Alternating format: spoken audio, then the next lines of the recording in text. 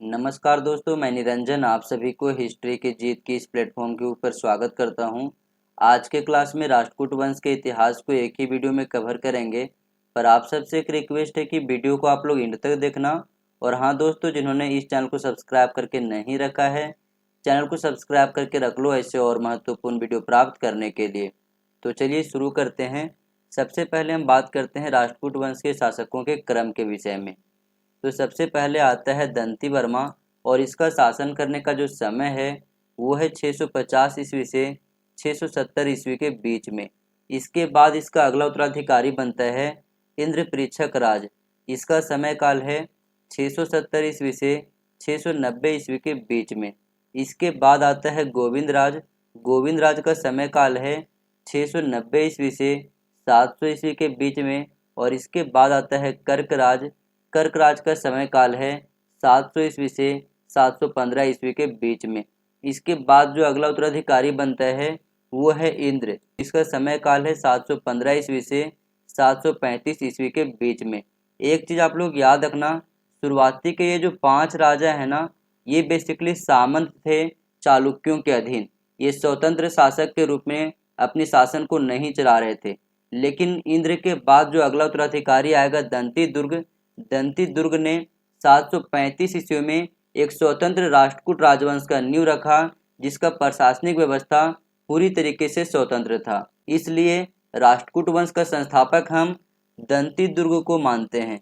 तो ये पॉइंट आप लोग अच्छी तरीके से याद रखना। दंती दुर्ग के बाद जो अगला उत्तराधिकारी आया वो था दंती दुर्ग का चाचा कृष्ण प्रथम, जिसे कि शुभतुंग भी कहा जाता है। इसके बाद अगला उत्तराधिकारी बना गोविंद द्वितीय। इसके बाद ध्रुव आया। ध्रुव को धारावर्ष भी कहा जाता है। और इसके बाद आया गोविंद तृतीय। गोविंद तृतीय के बाद जो अगला उत्तराधिकारी बना वो था अमोघ वर्ष। अमोघ वर्ष को निरुपतुंग के नाम से भी जाना जाता है। अमोघ वर्ष के बाद अगला उत्तराधिकारी बना कृष्ण द्वितीय। इसके बाद इंद्र तृतीय, अमोघ वर्ष द्वितीय, गोविंद चतुर्थ। गोविंद चतुर्थ के बाद अगला उत्तराधिकारी बनता है अमोघ वर्ष तृतीय। इसके बाद कृष्ण तृतीय, खोटिग, और सबसे अंतिम में आता है कर्क द्वितीय। याद रखना, राष्ट्रकूट वंश का अंतिम जो राजा था वो था कर्क द्वितीय। अब यहाँ से यूजीसी नेट के पेपर में इस बार जो एग्जाम हुआ था 5 जनवरी 2026 ईस्वी को, उसमें प्रश्न पूछा गया था मलखेड़ यानी कि दक्कन के राष्ट्रकूट शासकों को सही कालानुक्रम में रखें। दंती दुर्ग, कृष्ण प्रथम, गोविंद तृतीय, अमोघ प्रथम और कृष्ण तृतीय। तो यदि हम विकल्प की ओर देखें तो सबसे पहले आपका आ जाएगा ए के बाद आ जाएगा बी, सी, डी और ई, यानी कि ऑप्शन नंबर 1 आपका यहाँ पर सही जवाब है। अब हम बात करते हैं राष्ट्रकूट वंश के शासकों की महत्वपूर्ण विशेषताओं के विषय में। तो सबसे पहले हम बात करते हैं दंती दुर्ग के विषय में। दंती दुर्ग स्वतंत्र राष्ट्रकूट वंश का स्थापना किया था। ये बेसिकली चालुक्य राजकुमारी भावनगा और राष्ट्रकूट शासक इंद्र का पुत्र था। इसके उपलब्धियों के बारे में हमारे पास 2 अभिलेख हैं जहाँ से जानकारी मिलता है। एक है दशावतार अभिलेख और दूसरा है समनगढ़ अभिलेख।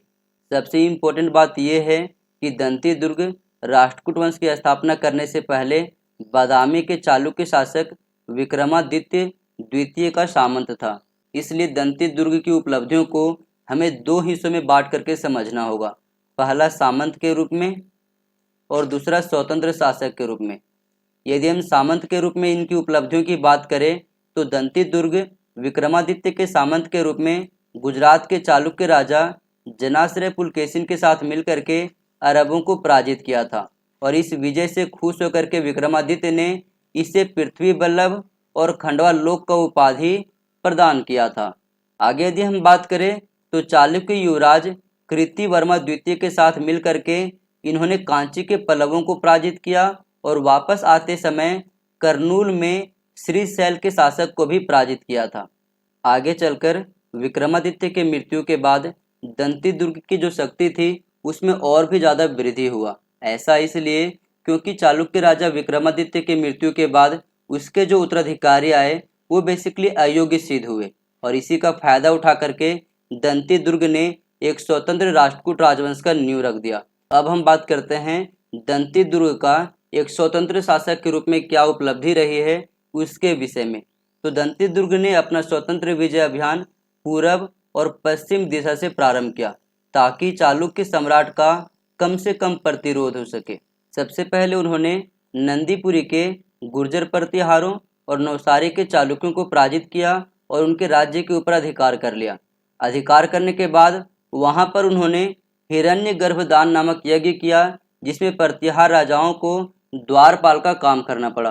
दंती दुर्ग का बढ़ता हुआ प्रभाव देख करके चालुक्य राजा कृतिवर्मा द्वितीय चिंतित हुआ और कृतिवर्मा ने नवसारी के सामंत को पुनः उसकी राज्य वापस दिलाने का प्रयास भी किया, जिसके बाद दंती दुर्ग और चालुक्य राजा कृतिवर्मा के बीच में युद्ध हुआ जिसमें दंती दुर्ग जो है वो विजयी रहा और अंततः जो है कृतिवर्मा के चालुक्य राजवंश को पूर्ण रूप से समाप्त करके इन्होंने उसे अपने राष्ट्रकूट क्षेत्राधिकार के अंतर्गत शामिल कर लिया। इस विजय के बाद दंती दुर्ग ने महाराजाधिराज परमेश्वर परम भट्टारक की स्वतंत्र सूचक उपाधि भी धारण किया था। आगे यदि हम बात करें तो दंती दुर्ग ने अपना राजधानी मान्यखेत को बनाया और यहाँ से ही उन्होंने कर्नाटक, महाराष्ट्र, गुजरात और आंध्र प्रदेश के कई सारे हिस्सों के ऊपर अपना नियंत्रण को बनाए रखा। दंती दुर्ग एक महान विजेता और लोकोपकारी शासक था। उसने उज्जैन में बड़ी मात्रा में स्वर्ण और रत्नों को दान दिया था। इसके अतिरिक्त याद रखना वह एक ब्राह्मण धर्म को मानने वाला शासक था। अब हम बात करते हैं कृष्ण प्रथम के विषय में। इसका शासनकाल का समय है 756 ईस्वी से 773 ईस्वी के बीच में। चूँकि 756 ईस्वी के आसपास जब दंती दुर्ग का मृत्यु होता है तो उसका कोई भी वैध पुत्र न होने के कारण दंती दुर्ग का चाचा कृष्ण प्रथम उसका अगला उत्तराधिकारी बनता है। और जैसे ही कृष्ण प्रथम राष्ट्रकूट वंश का उत्तराधिकारी बनता है, लाट प्रदेश के शासक कर्क द्वितीय जो कि कृष्ण प्रथम का भतीजा था, उन्होंने विद्रोह करके अपनी स्वतंत्रता का घोषणा भी कर दिया, जिसकी वजह से कृष्ण प्रथम ने वहां पर आक्रमण करके उसे पराजित किया और लाट प्रदेश में अपने स्थिति को मजबूत बनाया। इसके बाद अपने साम्राज्य के विस्तार के क्रम में उन्होंने कई सारे सैन्य अभियान भी किए। तो चलिए एक एक करके समझते हैं उनके विषय में। तो सबसे पहले उन्होंने बादामी के चालुक्य राजवंश को समाप्त किया। अपनी आंतरिक स्थिति मजबूत करने के बाद कृष्ण प्रथम ने बादामी के चालुक्यों की ओर ध्यान दिया। इससे पहले दंती दुर्ग जो कि राष्ट्रकूट वंश का संस्थापक था, उन्होंने चालुक्य नरेश कृतिवर्मन को पराजित किया था, लेकिन पूरी तरीके से उसे समाप्त नहीं किया था, जिसकी वजह से कृतिवर्मन ने कर्नाटक में शरण लिया और वहां से सेना तैयार करके उसने पुनः कृष्ण प्रथम के समय में अपना राज्य वापस लेने का प्रयास किया, जिसके वजह से कृष्ण प्रथम और कृतिवर्मन के बीच में 760 ईस्वी में युद्ध हुआ और इस युद्ध में कृतिवर्मन और उसके सभी पुत्र मार डाले गए और फिर समस्त कर्नाटक यानी कि संपूर्ण बादामी के चालुक्य राजवंश के ऊपर राष्ट्रकूट शासकों का अधिकार हो गया। इसके बाद कृष्ण प्रथम ने दक्षिणी कोंकण को भी जीत करके महाराष्ट्र और कर्नाटक में अपनी स्थिति को मजबूत किया और वहां पर सनफूल नामक व्यक्ति को अपना सामंत बनाया जो कि शिलाहार वंश का संस्थापक था।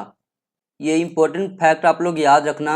चालुक्य अभिलेखों से ये जानकारी मिलता है कि चालुक्यों की कृति कृतिवर्मा के साथ ही समाप्त हो गई। इसके अतिरिक्त ये भी याद रखना, बन्नी दिनदोरी और राधनपुर के अभिलेख में ये जानकारी दी गई है कि कृष्ण ने चालुक्य सेना के समुद्र को विमथित कर उसकी राजलक्ष्मी को प्राप्त कर लिया था। आगे यदि हम बात करें तो बादामी के चालुक्य वंश की समाप्ति के बाद कृष्ण प्रथम ने गंग वंश के विरुद्ध भी अभियान किया था। चालुक्य राज्य पर अधिकार करने के बाद कृष्ण प्रथम ने मैसूर के गंग शासकों के ऊपर आक्रमण करके उसे सामंत के रूप में अपने अधीन कार्य करने के लिए मजबूर किया। याद रखना, कृष्ण प्रथम के समय में गंग वंश का शासक श्री पुरुष था। उसने राष्ट्रकूटों का डटकर मुकाबला किया। साथ ही उसके छोटे पुत्र सीगल ने भी कृष्ण के विरुद्ध कुछ सफलता को अर्जित किया था, लेकिन बाद में कृष्ण प्रथम ही विजय प्राप्त किया। विजय प्राप्त करने के बाद कृष्ण प्रथम ने गंगों की राजधानी मान्यपुर के ऊपर अधिकार कर लिया और फिर श्री पुरुष को अपने अधीन सामंत के रूप में शासन करने के लिए बाध्य किया और उसे 769 ईस्वी में उसकी राजधानी को वापस लौटा दिया।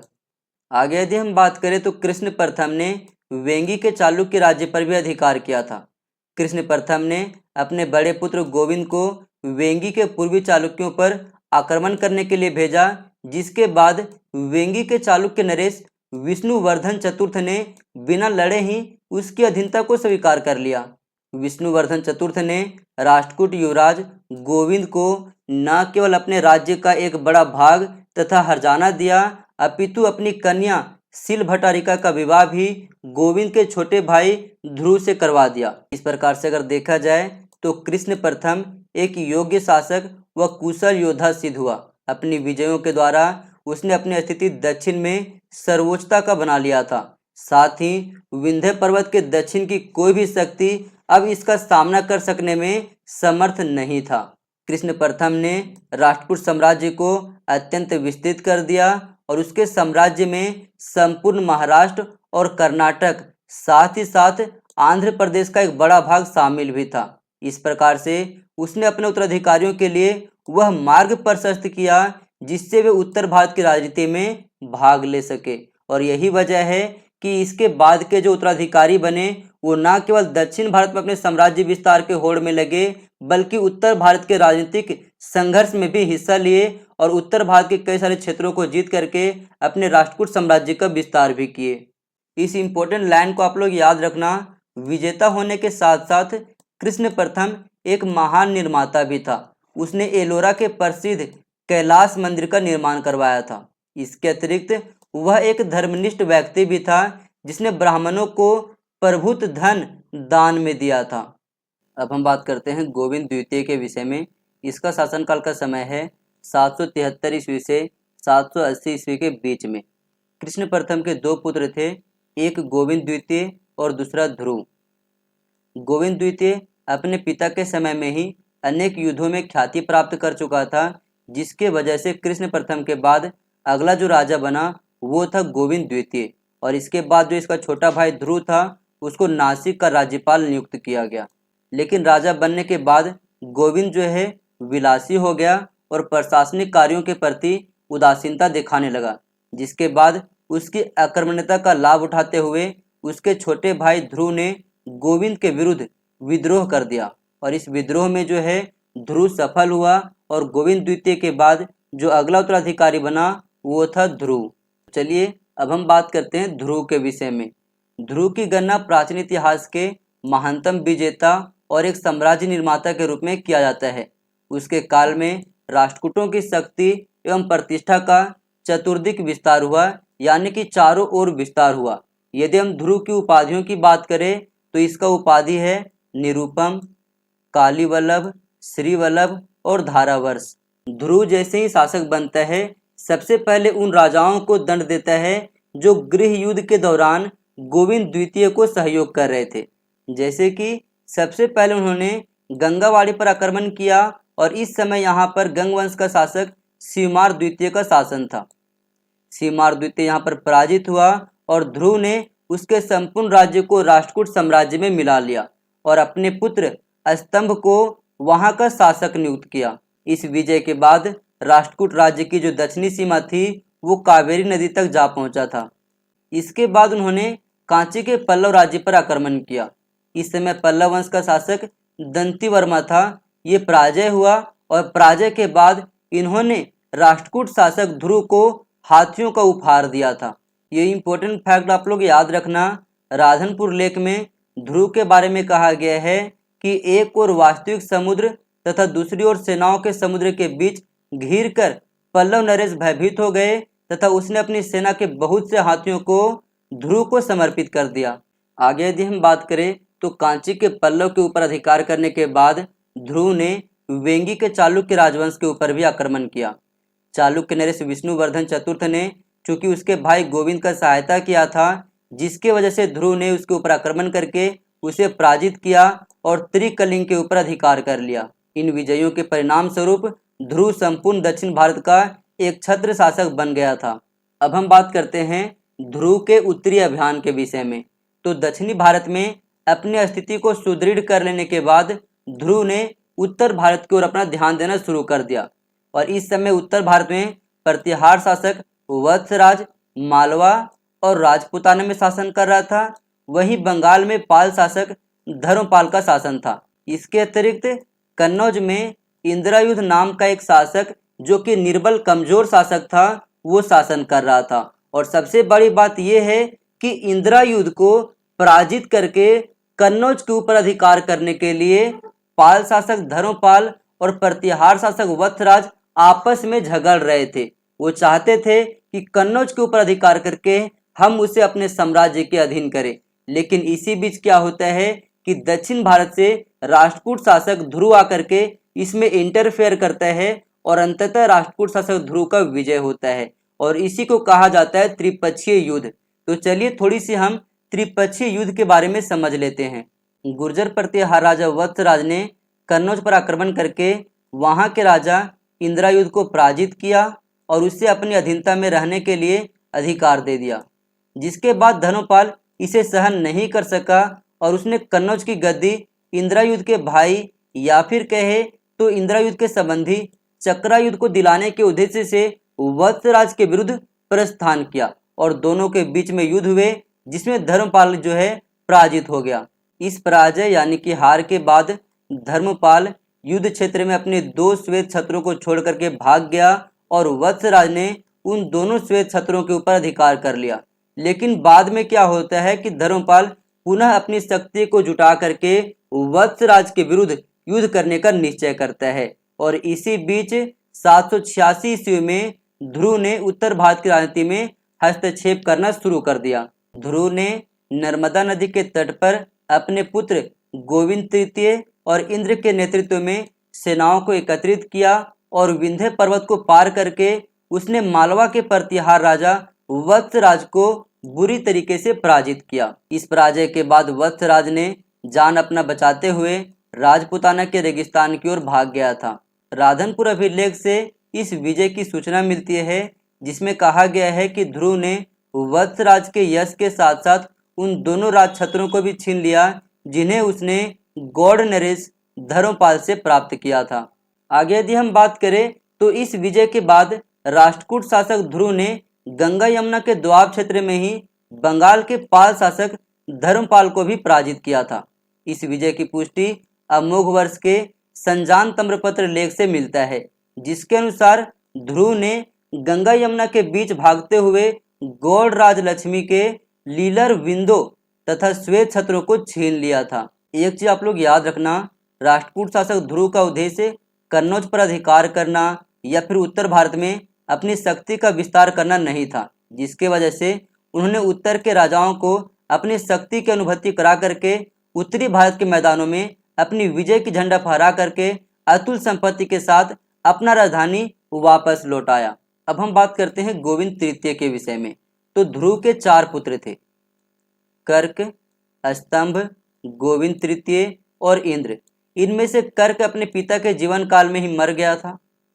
सबसे बड़ा होने के कारण स्तंभ ही राज्य का वैधानिक उत्तराधिकारी था, लेकिन ध्रुव ने अपने पुत्र गोविंद की योग्यता और कर्मठता पर मुग्ध था, जिसके वजह से उसने अपना उत्तराधिकारी गोविंद तृतीय को नियुक्त किया और स्तंभ को गंगावाड़ी और इंद्र को गुजरात और मालवा का राज्यपाल नियुक्त किया। लेकिन ये जो उत्तराधिकारी का खेल था वो ज्यादा समय तक नहीं रह सका। क्या होता है कि 1 वर्ष भी नहीं होता है, स्तंभ गोविंद तृतीय के विरुद्ध राज्य सिंहासन को प्राप्त करने के लिए युद्ध छेड़ दिया। स्तंभ ने गोविंद से शासन छीनने के उद्देश्य से उसके विरुद्ध दक्षिण के 12 राजाओं का एक संघ तैयार किया। इस संघ में पल्लव राज दंतीवर्मा, नोलंबवाड़ी का चारुपोन्नेर, वनवासी का कितिमीर और धारवाड़ का सामंत मारासरो शामिल थे। इसके अतिरिक्त राज्य के कुछ उच्चाधिकारी भी स्तंभ के समर्थन में थे। लेकिन क्या होता है कि इस योजना के बारे में किसी कारणवश गोविंद को जानकारी मिल जाता है, जिसके कारण से गोविंद जो है इस योजना को विफल करने के उद्देश्य से गंगावाड़ी के राजकुमार शिवमार को कारागार से इस आशा के साथ मुक्त कर देता है कि वह उसका सहायता करेगा। लेकिन यहाँ पर जस्ट उल्टा हो जाता है। गंगावाड़ी के राजकुमार शिवमार गंगावाड़ी पहुंचते ही स्तंभ से जाकर के मिल गया और अब गोविंद के सामने स्तंभ पर सीधा आक्रमण करने की सिवाय कोई भी दूसरा रास्ता नहीं था। फाइनली गोविंद ने स्तंभ और उनके संघों के ऊपर आक्रमण किया और इस आक्रमण में स्तंभ जो है बुरी तरीके से पराजित किया गया और उसे फिर बाद में बंदी बना लिया गया। लेकिन गोविंद ने उसके साथ उदारता का व्यवहार किया और उसे पुनः गंग प्रदेश का वायसराय बना दिया गया। वहीं गोविंद तृतीय का जो दूसरा भाई था इंद्र, उसे लाट प्रदेश का वायसराय बनाया गया। इसके बाद गोविंद तृतीय ने स्तंभ के अन्य सहायकों के विरुद्ध अभियान किया, जैसे कि गंगावाड़ी के राजकुमार शिवमार को पुनः बंदी बना करके कारागार में डाल दिया। गंगावाड़ी के इस विजय के बाद उसने नोलमबाड़ी और फिर कांची के पल्लव राज्य को भी जीता था।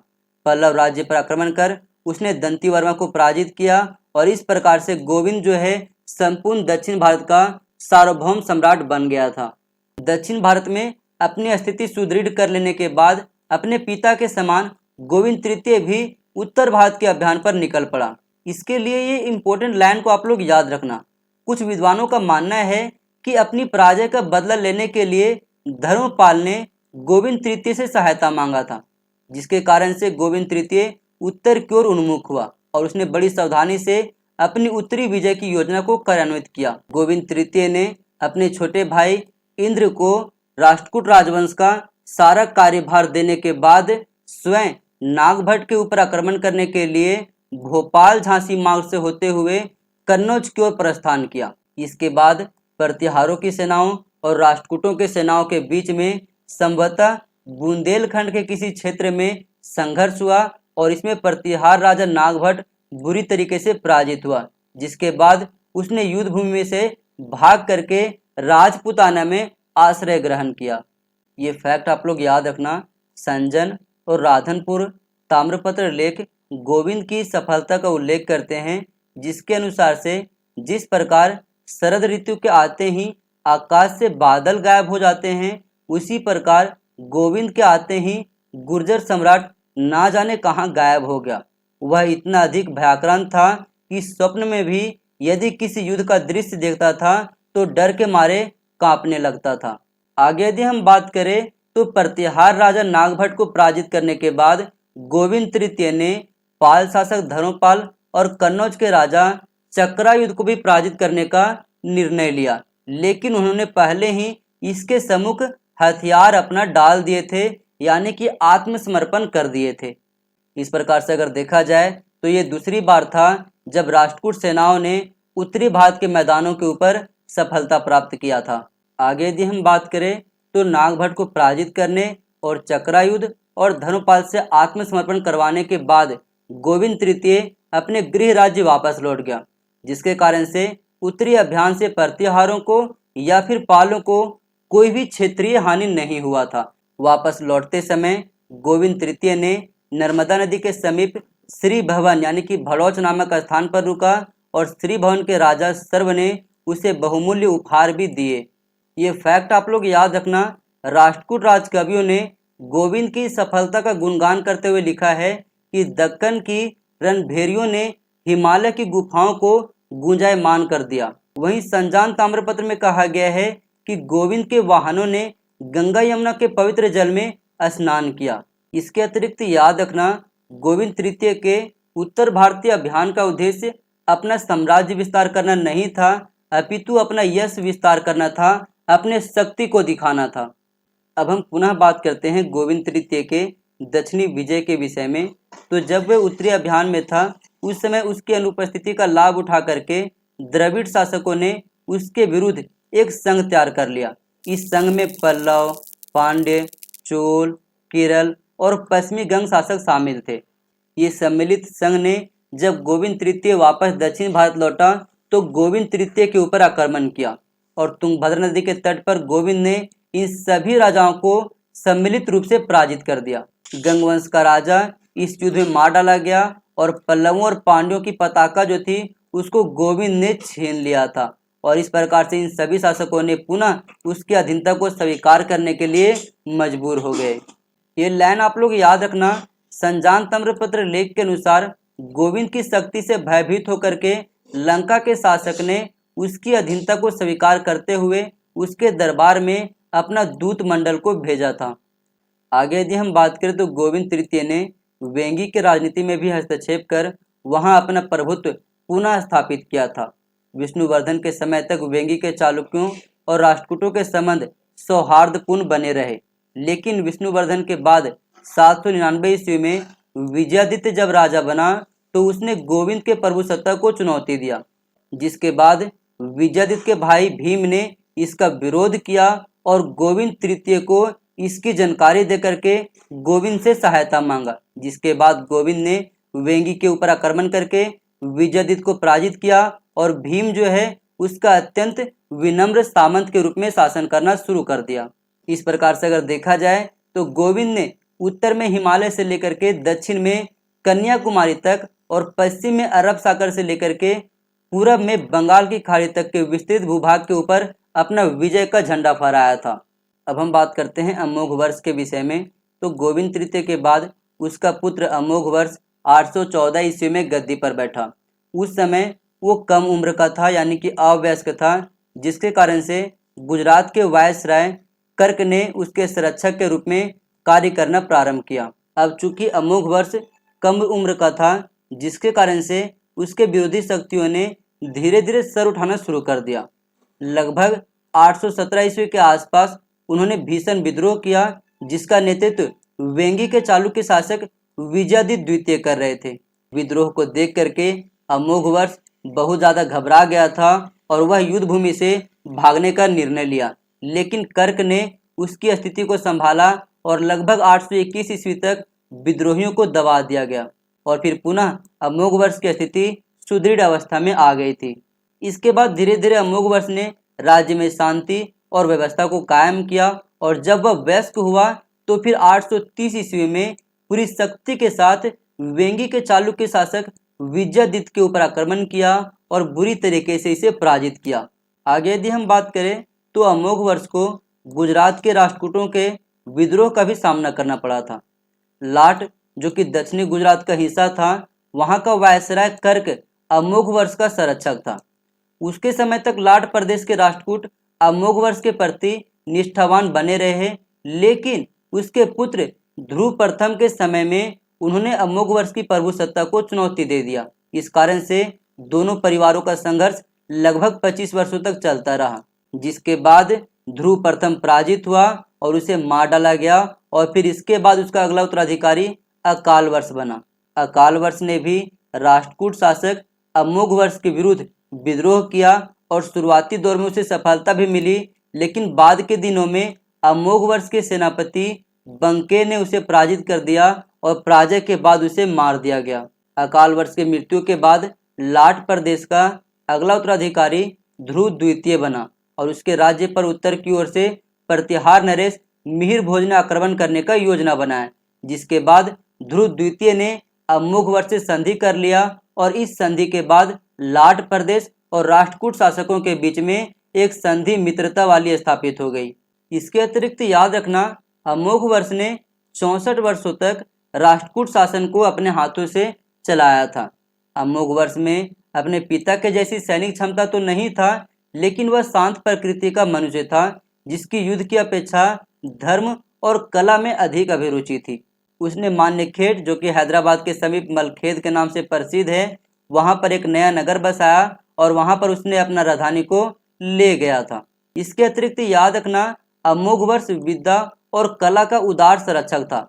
उसने कवि राजमार्ग नामक कन्नड़ भाषा में एक काव्य ग्रंथ का रचना भी किया था। उसने अपनी राजसभा में अनेक विद्वानों को आश्रय प्रदान किया था, जिसमें शामिल है जिनसेन। जिनसेन जो है आदि पुराण का रचना किया था। इस पुस्तक का आप लोग नाम याद रखना। अमोघ वर्ष जैन मत का पोषक था और यही उसकी शांतिवादी प्रकृति का कारण था, लेकिन जैन मत अनुयायी होते हुए भी वह हिंदू देवी देवताओं का भी सम्मान करता था। वह लक्ष्मी का अनन्य भक्त था। संजान ताम्रपत्र लेख में कहा गया है कि उसने एक अवसर पर अकाल के समय में देवी को अपने बाएं हाथ की अंगुली चढ़ा दिया था। आगे यदि हम बात करें तो अमोघ वर्ष की तुलना सीवी, दधीची जैसे पौराणिक व्यक्तियों से की गई है। इस प्रकार हम कह सकते हैं कि सेना नायक के रूप में अमोघ वर्ष भले ही असफल रहा, लेकिन राजा के रूप में वह एक महान शासक था। उसने अपने राज्य में शांति और व्यवस्था को बनाए रखा और बाह्य आक्रमणों में अपनी प्रजा की सदैव रक्षा किया। अब हम बात करते हैं कुछ इंपॉर्टेंट फैक्ट के विषय में। तो सिरूर लेख जो कि 856 ईस्वी का है, इसमें अमोघ वर्ष को अंग, बंग, मगध, मालव और वेंगी के राजाओं को नतमस्त करने का उल्लेख मिलता है। इस दावे का समर्थन किसी अन्य प्रमाण में नहीं मिलता है, ये भी आप लोग याद रखना। इसके अतिरिक्त याद रखना, वह जीवन भर दक्षिण के आंतरिक झगड़ों में उलझा रहा। उसके पास इतनी सैनिक योग्यता नहीं थी कि वह अपने पिता और पितामह की भांति सुदूर बिहार और बंगाल के ऊपर आक्रमण कर सकता था। संजान ताम्रपत्र लेख विद्या और साहित्य के संरक्षक के रूप में अमोघ वर्ष को गुप्त सम्राट शहंशाह यानी कि चंद्रगुप्त द्वितीय से भी महान बताता है। अब हम बात करते हैं कृष्ण द्वितीय के विषय में। तो अमोघ वर्ष की मृत्यु के बाद उसका पुत्र कृष्ण द्वितीय शासक बना।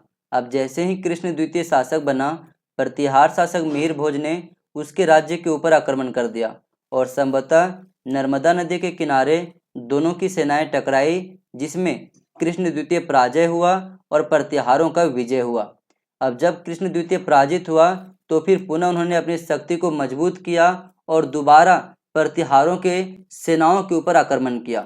इस युद्ध में लाट प्रदेश के राष्ट्रकूट सामंत और चेदी के राजा ने उसके सहायता प्रदान किया था। दूसरी बार हुए युद्ध में कृष्ण द्वितीय ने प्रतिहारों की राजधानी उज्जैनी पर आक्रमण करके वहां पर अपना अधिकार कर लिया और इस विजय के द्वारा कृष्ण ने अपने साम्राज्य को प्रतिहारों के आक्रमण से सुरक्षित बना लिया था। आगे यदि हम बात करें तो प्रतिहारों के विरुद्ध विजय प्राप्त करने के बाद कृष्ण द्वितीय ने लाट प्रदेश को अपने सीधे नियंत्रण में कर लिया और वहां से वायसराय का जो पद था उसको पूर्ण रूप से समाप्त कर दिया। कृष्ण द्वितीय का वेंगी के चालुक्यों के साथ भी लंबे समय तक संघर्ष हुआ था, जिसके कारण से इसकी स्थिति बहुत ज़्यादा कमजोर हो गई थी। एक चीज़ आप लोग याद रखना, कृष्ण द्वितीय का समकालीन चालुक्य शासक विजयादित्य तृतीय और भीम प्रथम थे। वेंगी के चालुक्यों के साथ संघर्ष के दौरान राष्ट्रकूट शासक कृष्ण द्वितीय को विजयादित्य तृतीय ने पराजित किया था, जिसके बाद कृष्ण द्वितीय ने भाग करके मध्य भारत के चेदी शासक शंकरगण के राज्य में स्थित किरणपुर दुर्ग में शरण लिया था। लेकिन वहां पर भी चालुक्य सेनापति पांडुरंग ने उसका पीछा करते हुए पहुंच गया और किरणपुर पर अधिकार करके उसे जला दिया, जिसके बाद अंततः कृष्ण द्वितीय को झुकना पड़ा और उसने फिर चालुक्य नरेश की अधीनता को स्वीकार कर लिया। आगे यदि हम बात करें तो विजयादित्य तृतीय के उत्तराधिकारी भीम प्रथम के समय में कृष्ण द्वितीय ने वेंगी के ऊपर पुनः आक्रमण किया और इस बार भीम प्रथम पराजित हुआ और कृष्ण ने वेंगी के ऊपर अधिकार कर लिया। लेकिन क्या होता है कि भीम प्रथम ने पुनः अपनी शक्ति को सुधार किया और राष्ट्रकूट सेनाओं को बाहर भगाकर अपने राज्य को बचाने में सफल रहा। राष्ट्रकूट शासक कृष्ण द्वितीय का सुदूर दक्षिण के चोलों के साथ भी संघर्ष हुआ था। पहले चोलों के साथ उसके संबंध मधुर थे। उसकी एक पुत्री का विवाह चोल नरेश आदित्य प्रथम के साथ हुआ था, जिससे कन्नर नाम का पुत्र का जन्म हुआ था। लेकिन जब आदित्य प्रथम की मृत्यु 907 ईस्वी में हुआ और फिर अगला उत्तराधिकारी चोलों में प्रांतक चोल बना, उस समय संघर्ष की स्थिति पैदा हो गई थी। कृष्ण द्वितीय ने अपने पौत्र को राजगद्दी दिलाने के लिए चोल राजा प्रांतक के ऊपर आक्रमण किया। याद रखना, इस अभियान में कृष्ण द्वितीय की सहायता बानो और वदुम्बय ने किया था, जबकि गंग नरेश ने चोल राजा प्रांतक का साथ दिया था। बल्लाल के इस युद्ध में चोल राजा प्रांतक ने कृष्ण द्वितीय और उसके सहायकों को पराजित कर दिया और उसका अभियान को असफल कर दिया था। आगे यदि हम बात करें तो कृष्ण द्वितीय ने 878 ईस्वी से 914 ईस्वी तक शासन किया था। यद्यपि उसमें गोविंद तृतीय और ध्रुव के समान सैनिक कुशलता तो नहीं था, लेकिन उसने राष्ट्रकूट साम्राज्य को सुरक्षित बनाए रखा। इसके अतिरिक्त याद रखना, अपने पिता के समान वह भी जैन मत का पोषक था। प्रसिद्ध जैन आचार्य गुणचंद्र उसके गुरु थे, लेकिन राजा के रूप में वह अन्य धर्मों के प्रति भी सहिष्णु था। अब हम बात करते हैं इंद्र तृतीय के विषय में। तो कृष्ण द्वितीय के बाद उसका पौत्र इंद्र तृतीय राजा बना, जिसका शासन का समय है 914 ईस्वी से 922 ईस्वी के बीच में। इंद्र तृतीय के राजा बनते ही परमार शासक उपेंद्र का आक्रमण उसके राज्य के ऊपर हुआ, जिसके कारण से इंद्र तृतीय ने भी अपनी सेनाओं के साथ परमार राज्य के ऊपर आक्रमण किया और परमारों की राजधानी उज्जैनी के ऊपर अधिकार कर लिया और उपेंद्र जो है इसका सामंत बन गया। आगे यदि हम बात करें तो इंद्र तृतीय ने 916 ईस्वी में प्रतिहार राजा महीपाल को पराजित करके कन्नौज के ऊपर अधिकार किया था, लेकिन 917 ईस्वी तक आते आते महीपाल ने पुनः अपनी राजधानी को पाने में सफल रहा। इसके अतिरिक्त विजयादित्य चतुर्थ को पराजित करके वेंगी के ऊपर इंद्र तृतीय ने विजय प्राप्त किया था। अब हम बात करते हैं कृष्ण तृतीय के विषय में। यदि हम इसके उपाधियों की बात करें तो इसमें शामिल है अकाल वर्ष, वल्लभ नरेंद्र और पृथ्वी वल्लभ। याद रखना, कृष्ण तृतीय एक कुशल सैनिक और साम्राज्यवादी शासक था। राजा बनने के बाद ही कुछ वर्षों तक उसने अपनी आंतरिक स्थिति को मजबूत किया और फिर इसके बाद दिग्विजय की एक व्यापक योजना तैयार किया और इस प्रक्रिया में सबसे पहले उन्होंने चोलों के विरुद्ध सैनिक अभियान किया, जिसमें 943 ईस्वी में उसने अपने साले गंग नरेश भुतुंग के साथ चोल शासक प्रांत के ऊपर आक्रमण किया था। कृष्ण तृतीय का यह आक्रामक अभियान सफल रहा और उन्होंने कांची और तंजौर के ऊपर अधिकार कर लिया। कांची और तंजौर को जीतने के बाद उसने कांचीयुम तंजयम कोंड यानी कि कांची और तंजौर का विजेता का उपाधि ग्रहण किया था। कुछ समय के बाद चोल शासक प्रांतक ने सेना एकत्रित करके राष्ट्रकूटों को चुनौती दी और इस सेना का नेतृत्व युवराज राजादित्य ने किया था। 949 ईस्वी में तकोलम नामक स्थान पर यह निर्णायक तकोलम का युद्ध हुआ। राष्ट्रकूट अभिलेखों से जानकारी मिलता है कि यह युद्ध बड़ा भयानक था। इसमें पहले तो चोल सैनिक प्रबल रहे, किंतु बाद में अपने सेनापति मनलेर और गंगराज भुतुंग की सहायता से राष्ट्रकूटों को विजय मिला और चोल युवराज राजादित्य इस युद्ध में मारा गया। चोल राज्य को जीतता हुआ कृष्ण तृतीय ने रामेश्वरम तक जा पहुंचा, जहां उसने एक विजय स्तंभ स्थापित किया। इस विजय के परिणाम स्वरूप उसका चोल राज्य के उत्तरी भागों के ऊपर भी अधिकार हो गया था।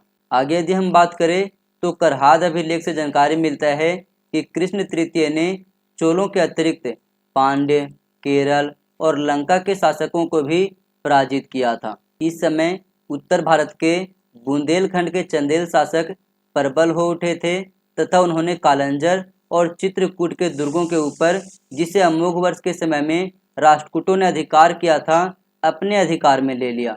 इन दुर्गों को पुनः प्राप्त करने के लिए कृष्ण तृतीय ने उत्तर भारत में सैनिक अभियान किया और इस बार इसका चेदी नरेश मार सिंह ने साथ दिया था, जो कि भुतुंग का उत्तराधिकारी था। जिसके बाद फाइनली कृष्ण का इन दुर्गों के ऊपर अधिकार हो गया। इसके बाद 963 ईस्वी में कृष्ण तृतीय ने मालवा के परमार शासक सियक को भी पराजित किया और उज्जैन के ऊपर अधिकार कर लिया। ये इंपॉर्टेंट फैक्ट आप लोग याद रखना, कृष्ण तृतीय अपने वंश के योग्यतम शासकों में सबसे अंतिम शासक था। वह सही अर्थों में संपूर्ण दक्षिणापथ का सार्वभौम सम्राट था और यह श्रेय उसके किसी भी पूर्ववर्ती राजाओं ने नहीं प्राप्त किया था। इसके अतिरिक्त याद रखना, रामेश्वरम में कृष्ण तृतीय ने कृष्णेश्वर और गंड मार्तंडादित्य के मंदिर बनवाए, जो कि सुदूर दक्षिण में उसका विजय का प्रमाण है। वह विद्वानों का आश्रयदाता भी था, जिसकी राज्यसभा में कन्नड़ भाषा का कवि पोन निवास करता था। पोन ने शांति पुराण का रचना किया है, ये रचना को आप लोग याद रखना। कृष्ण तृतीय के सभा का दूसरा विद्वान पुष्पदंत था, जिसकी रचना ज्वाला मालिनी कल्प है। अब हम बात करते हैं खोटिक के विषय में। तो कृष्ण तृतीय निसंतान था, उसका कोई भी वैध पुत्र नहीं था, जिसके वजह से उसका भाई खोटिक जो है राष्ट्रकूट वंश का राजा बना। खोटिक एक अत्यंत निर्बल शासक था।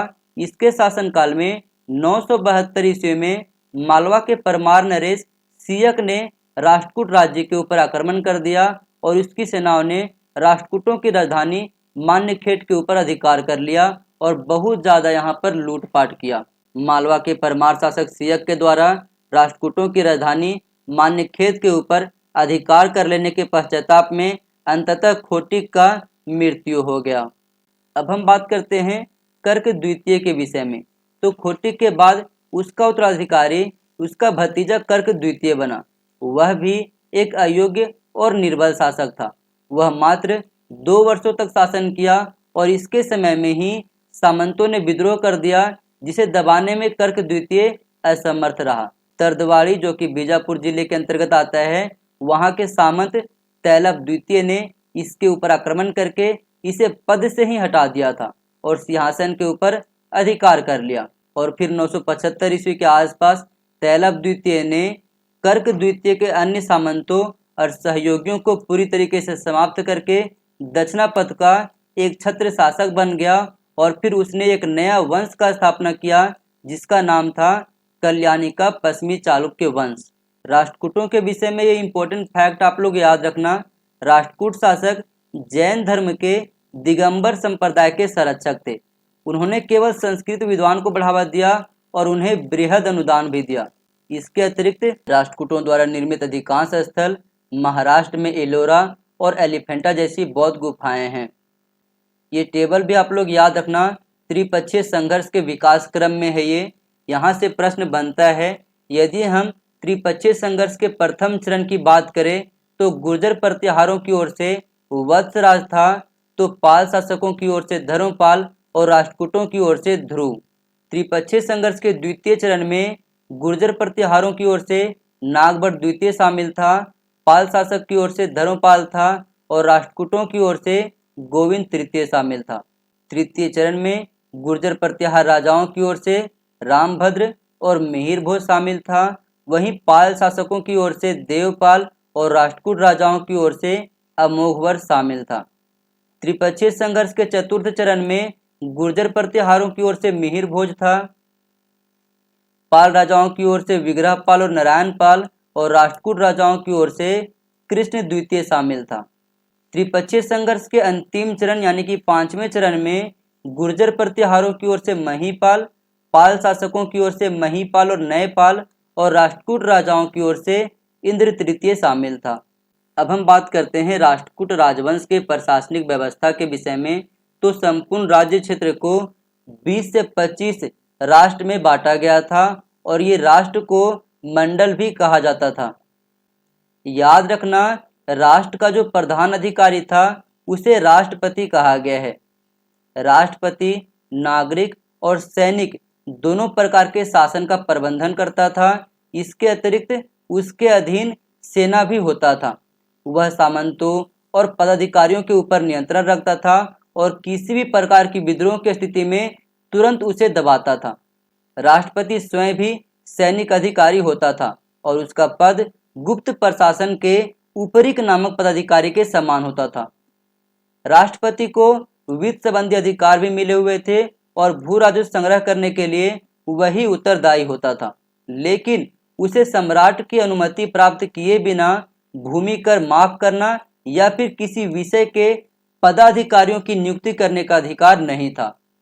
आगे यदि हम बात करें तो राष्ट्र के अंतर्गत कई सारे विषय होते थे और विषय के प्रधान अधिकारी को विषयपति कहा जाता था। विषय का विभाजन भुक्ति में किया गया था और इसका प्रमुख अधिकारी था भोगपति। भुक्ति में लगभग 50 से 70 गांव शामिल होते थे। भुक्ति के बाद जो सबसे निचला आधार था वो था ग्राम, और ग्राम का जो प्रमुख अधिकारी था वो था मुखिया, और मुखिया को कई सारे नामों से भी जाना जाता था, जैसे कि ग्रामकूट, ग्रामपति या फिर गावुंड। मुखिया का प्रमुख कार्य भूमि कर एकत्रित करके राजकोष में जमा करना था और उसकी सहायता के लिए एक लेखाकार भी होता था। मुखिया के अधीन एक सेना की टुकड़ी भी होती थी जिसकी सहायता से वह ग्राम में शांति और व्यवस्था की स्थापना करता था और चोर डाकुओं का दमन करता था। इसके अतिरिक्त याद रखना, मुखिया का जो पद था वो था अनुवांशिक। अपनी सेवाओं के बदले उसे कर मुक्त भूमि भी दिया जाता था। राष्ट्रकूट प्रशासन में नगर और ग्राम दोनों को स्वायत्त शासन का अधिकार प्रदान की गई थी और प्रत्येक ग्राम और नगर में जन समितियों का गठन भी किया गया था जो कि स्थानीय शासन का संचालन करती थी। आगे यदि हम बात करें तो कर्नाटक और महाराष्ट्र के प्रत्येक गांव में एक सभा होता था। ग्राम सभा में प्रत्येक परिवार का वयस्क सदस्य शामिल होता था। इसके अतिरिक्त याद रखना, ग्राम के बड़े बुजुर्ग को महत्तर कहा जाता था और वे पाठशालाओं, मंदिरों, सड़कों, तालाबों इन सभी का देखभाल करने और व्यवस्था करने के लिए उप समितियों का नियुक्ति करते थे और ये समितियां मुखिया के साथ मिलकर के कार्य करती थी। दीवानी मामलों का फैसला ग्राम सभाएं करती थी। नगरों में भी इसी प्रकार की समितियां बनाई जाती थी। इसके अतिरिक्त ये भी याद रखना, राष्ट्रकूट लेखों में विषय महत्तर और राष्ट्र महत्तर का उल्लेख मिलता है।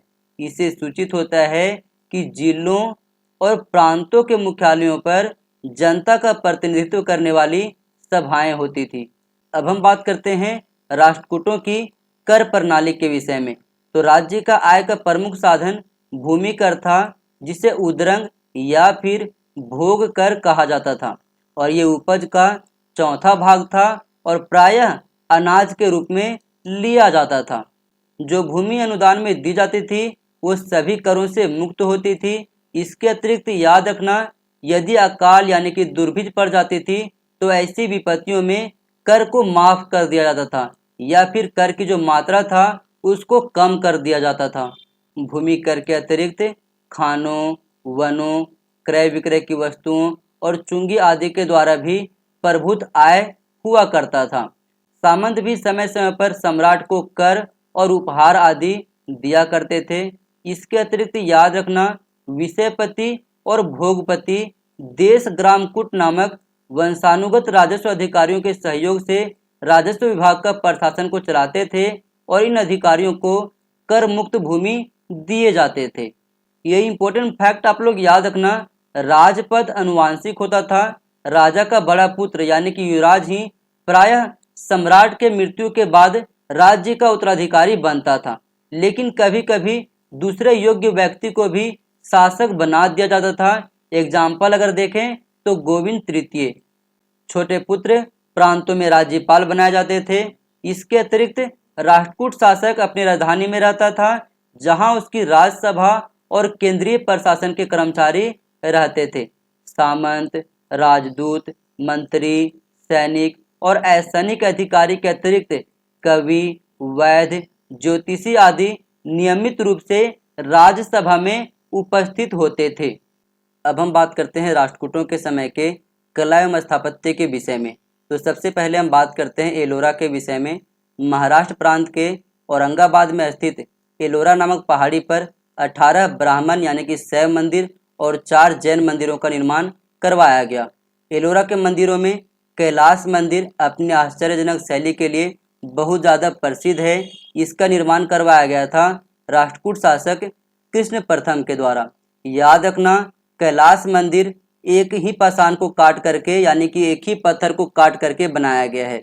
इस मंदिर का निर्माण कार्य ऊपर से नीचे की ओर किया गया है और स्थापत्य कार्य के साथ साथ मूर्तिकारी एवं अलंकरण भी किया जाता रहा है। इस प्रकार स्तूपी से जगती तक के निर्माण की संपूर्ण योजना बनाकर उसे कार्यान्वित किया गया। मंदिर का विशाल प्रांगण 276 फुट लंबा और 154 फुट चौड़ा है। इसमें विशाल स्तंभ लगे हैं और छत मूर्तिकारी से भरी हुई है। मंदिर में प्रवेश द्वार, विमान और मंडप बनाए गए हैं। आगे यदि हम बात करें तो कैलाश मंदिर की शैली मामल्लपुरम के रथों की शैली के अनुप्रेरित द्रविड़ प्रकार की है। मंदिर के समीप ही पाषाण को काट करके एक लंबी पंक्ति में हाथियों की मूर्तियां बनाई गई है और मंदिर की वीथियों यानी कि गलियारा में अनेक देवी देवताओं की मूर्तियां बनाई गई है। इनमें गोवर्धन धारण किए कृष्ण, भगवान विष्णु, शिव के विविध रूपों, महिषासुर का वध करते हुए दुर्गा, कैलाश पर्वत उठाए हुए रावण, रावण द्वारा सीता का हरण और जटायु के साथ युद्ध, इन सभी दृश्यों का कुशलता पूर्वक अंकन किया गया है। अपनी इस चित्रकारी के कारण कैलाश मंदिर को रंग महल भी कहा जाता है। आगे यदि हम बात करें तो राष्ट्रकूट राजा कर्क के बड़ौदा लेख में इसे अद्भुत सन्निवेश कहा गया है। बताया गया है कि इसे देखकर देवलोक के देवतागण अचंभित हो गए थे तथा इसकी शोभा को मानव निर्मित से परे बताया। वहीं कलाविद पर्सी ब्राउन इसका तुलना मिस्र वास्तु और यूनानी पोसीडान मंदिर से करते हुए इसे प्रकृत शैल वास्तु का विश्व में सबसे विलक्षण नमूना मानते हैं। एलोरा के मध्य मंदिरों में रावण की खाई, देववाड़ा, दशावतार, लंबेश्वर, रामेश्वर, नीलकंठ ये बहुत ज़्यादा उल्लेखनीय हैं। याद रखना, रावण की खाई का बाहरी बरामदा 4 स्तंभों पर आधारित है और इसके पीछे 12 स्तंभों पर टिका हुआ मंडप है। गर्भगृह के चारों ओर प्रदक्षिणा पथ बना हुआ है, जिसके उत्तरी और दक्षिणी दीवारों पर अनेक पौराणिक आख्यानों एवं देवी देवताओं की मूर्तियों का चित्रण किया गया है। इसके अतिरिक्त याद रखना, एलोरा की कुछ गुफाएं जैन मत से भी संबंधित हैं, जिसमें शामिल है इंद्र सभा और जगन्नाथ सभा। यदि हम बात करें इंद्र सभा के विषय में, तो इसमें एकास्मत हाथी, ध्वज स्तंभ और लघु स्तंभ है। इंद्र इंद्राणी की सुंदर प्रतिमाओं के साथ साथ इस गुहा मंदिर में जैन तीर्थंकरों जैसे कि शांतिनाथ, पार्श्वनाथ इनकी प्रतिमाएं भी बनाई गई है। इंद्र सभा के गुफाओं के स्तंभ आधार, मध्य और ऊपरी भाग क्रमशः चतुष्कोण, अष्टकोण और गोल बनाए गए हैं। साथ ही सबसे ऊपर जो है आमलक बनाया गया है। इसके अतिरिक्त याद रखना, जगन्नाथ सभा का वास्तु विन्यास भी इंद्र सभा से बहुत ज़्यादा प्रेरित है। ये फैक्ट आप लोग याद रखना। राष्ट्रकूट कला पर चालुक्य एवं पल्लव कला शैलियों का प्रभाव स्पष्टता परिलक्षित होती है। अब यहाँ से यूजीसी नेट के पेपर में जून 2021 के शिफ्ट 1 में प्रश्न पूछा गया था, एलोरा के निम्नलिखित में से कौन से गुफा मंदिर ब्राह्मण धर्म से संबंधित है? धुमेर लेन, इंद्र सभा, जगन्नाथ सभा और रावण की खाई। तो सही हो जाएगा यहाँ पर आपका धुमेर लेन और रावण की खाई, ये दोनों ही ब्राह्मण धर्म से जुड़े हुए हैं। तो ए और डी आपका ऑप्शन नंबर सी में है। ऑप्शन नंबर सी यहाँ पर आपका सही जवाब है। तो दोस्तों, क्लास को आज हम लोग यहीं पर समाप्त करते हैं। वीडियो कैसे लगी कमेंट सेक्शन में जरूर बताना। जिन्होंने इस चैनल को सब्सक्राइब करके नहीं रखा है, चैनल को सब्सक्राइब करके रख लो ऐसे और महत्वपूर्ण वीडियो प्राप्त करने के लिए।